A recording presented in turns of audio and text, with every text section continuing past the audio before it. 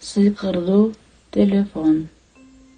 Илгери Тим деген бала болуптур. Анын баарын жасай ала турган сыйкырдуу телефону бар болчу. Оюндарды ойноо, мультфильмдерди көрсөтүү, баардык суроолорго жооп берүү. Тим өзүнүн сыйкырдуу телефону менен көп убакыт өткөрүчү.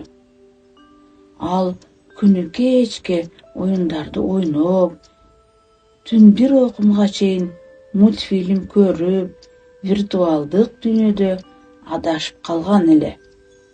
Бир күнү Тим анын көзү ооруп, телефонду тынымсыз кармагандан колу чарчап калганын байкады.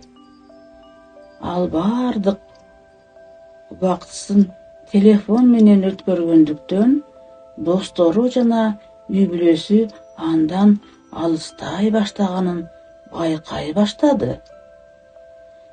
Тим ойлонуп, адаттарын өзгөртүүнү чечти.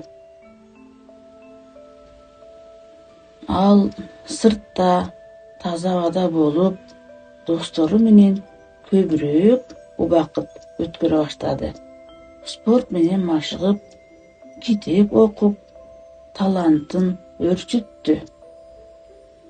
Күн сайын Тим бактылуу жана ден соолукта болуп калды.